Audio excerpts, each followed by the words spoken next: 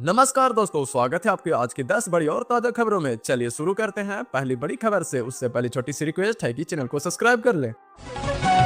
कन्या उत्थान योजना 50,000 की नई लिस्ट जारी। स्नातक पास छात्राओं के लिए बड़ी खुशखबरी। शिक्षा विभाग ने रेडी फॉर पेमेंट की ताजा लिस्ट पोर्टल पर अपलोड कर दी है। जिन छात्राओं का नाम इस लिस्ट में है उस खाते में अगले कुछ दिनों में 50,000 क्रेडिट कर दिए जाएंगे। मुख्यमंत्री उद्यमी योजना 2026 के लिए चयन प्रक्रिया शुरू। नया बिजनेस शुरू करने वालों के लिए खुशखबरी। वित्तीय वर्ष 2026 के लिए आवेदनों की स्क्रूटनी शुरू हो चुकी है। जल्दी चयनित लाभार्थियों की फाइनल लिस्ट जारी होगी, जिसके बाद 10 लाख 50% सब्सिडी की पहली किस्त जारी कर दी जाएगी। स्टूडेंट क्रेडिट कार्ड 4 लाख के लोन की नई मंजूरी। उच्च शिक्षा के लिए बिहार स्टूडेंट क्रेडिट कार्ड योजना के तहत इस महीने रिकॉर्ड 5,000 से अधिक नए आवेदनों को तकनीकी मंजूरी दी गई है। अब छात्र सीधे अपने कॉलेज की फीस का भुगतान सरकार के माध्यम से करवा सकेंगे। पीएम किसान सम्मान निधि योजना की 23वीं किस्त का इंतजार। केंद्र सरकार की पीएम किसान योजना का तहत अगली किस्त का डेटा वेरिफिकेशन बिहार के सभी जिलों में तेजी से चल रहा है। संभावना जताई जा रही है कि मई के अंत तक जून की शुरुआत में 2,000 किसानों के खाते में पहुंचेंगे। सीएम सम्राट चौधरी ने कहा कि किसी भी प्रकार का अतिक्रमण राज्य में बर्दाश्त नहीं किया जाएगा। जब मेरा घर टूट सकता है तो अतिक्रमण करने वाला कोई नहीं बचेगा। अपने विधानसभा क्षेत्र तारापुर में एक कार्यक्रम के दौरान कहा कि सरकारी जमीन पर बना हर घर टूट जाएगा। राज्य में जमीन अधिग्रहण का काम जोरों से चल रहा है।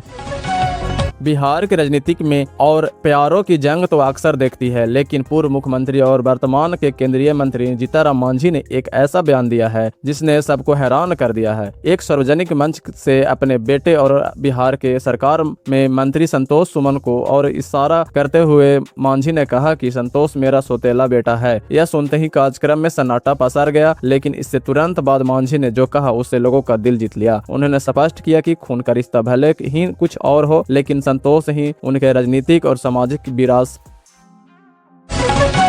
मुंगेर तारापुर विधानसभा के असरगंज पहुंचे मुख्यमंत्री सम्राट चौधरी ने जनसभा को संबोधित करते हुए विकास और निवेश को लेकर बड़ा विजन पेश किया। मन की बात कार्यक्रम के बाद आयोजित सभा में उन्होंने भावुक अंदाज में कहा कि जिस धरती पर उनका जन्म हुआ वही पहली बार मुख्यमंत्री के रूप में सेवा करने का अवसर मिला है।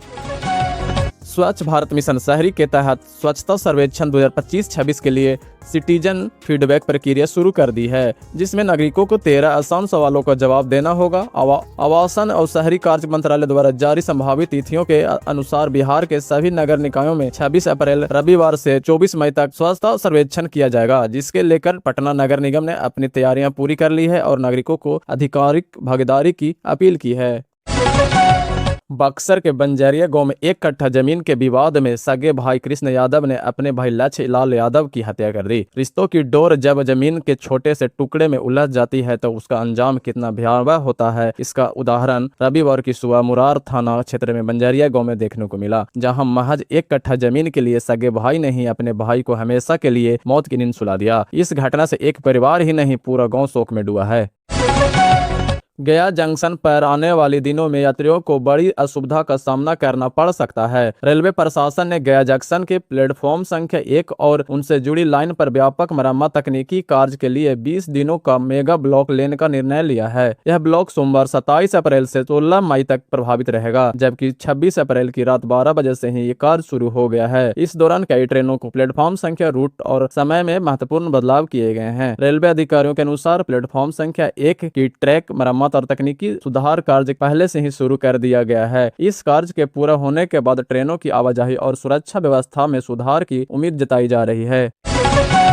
दोस्तों, ये थी आज की बड़ी और ताजा खबरें। आपको कौन सी खबरें सबसे ज्यादा चौंकाने वाली लगी, कमेंट करके बताएं। और अगर वीडियो अच्छा लगा हो तो लाइक और सब्सक्राइब करना ना भूलें। अगर इस बार भी बीजेपी यहाँ हार गई पश्चिम बंगाल के अंदर, फिर क्या होगा? उसका सवाल ही नहीं आता। इस बार हारना मतलब पश्चिम बंगाल को इंडिया से बाहर जाना पड़ेगा अगले 5 साल में। ये परिस्थिति है और पश्चिम बंगाल से कट जाएगा बंगाल एकदम, उसके रास्ता क्लियर हो जाएगा एकदम। चिकन नेक से शुरू करके जो परेशानियां झेल रही है अभी, पूरा इंडिया का थ्रेट बन चुका है पश्चिम बंगाल। ऐसा नहीं होना चाहिए, नहीं होना, कतई नहीं होना चाहिए। और जो भी राष्ट्रवादी जो भी है, जिस भी जाति के है, वो इस बार ऐसा नहीं होने देंगे।